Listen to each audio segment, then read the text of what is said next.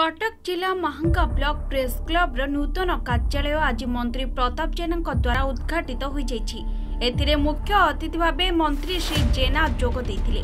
कार्यरत सांबादिक मानकर समाज गठन क्षेत्र में गुरुत्वपूर्ण भूमिका रही। निज अंचल समस्या को सरकार निकट में पहुंचाइबा और विकास दिगरे कार्य करने मत व्यक्त करथिले मंत्री श्रीयुक्त प्रताप जेना।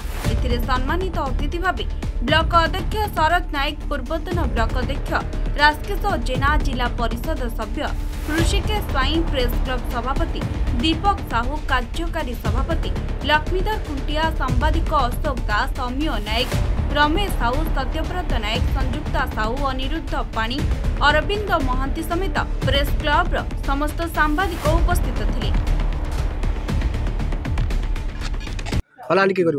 कि आज गोटे पुण्यतिथि कुमार पूर्णिमा उत्सव अभद्र ता सहित भी महांगार परिचय सृष्टि करथिबा गणकवि वैष्णव पाणीकर 139तम जन्म जयंती से उपलक्षे महांगा प्रेस क्लब तरफ महांगा ब्लॉक जेते सांबादिक बंधु माने अछंती तांकर एक ऑफिस घर ये महांगा ठारे आज लोकार्पित होईछि।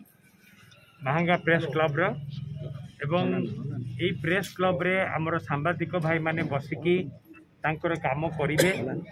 समाज गठन रे सांबादिक मानकर गोटे गुरुत्वपूर्ण भूमिका रही एवं सांबादिक माने लोकंकर कथा आनिकी सरकार पाखरे पहुँचाउछन्ती। सांबादिक माने समाज रो अनेक कथा मध्य आम दृष्टि को आणुचन्ती, जहाँ फल कि आम परवर्ती समय से अनुसार पदक्षेप ग्रहण करुचु।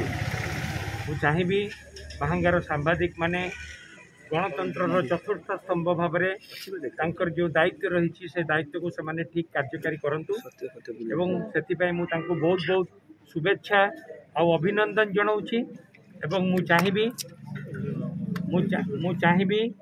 चाहिबी महांगार सांबादिक बंधु माने एपरी कार्यक्रम करंतु जहाँ फल कि आम समस्त गोटे सुनाम आनिबो। महांगार संयुक्त साहू रिपोर्ट, कोणार्क न्यूज।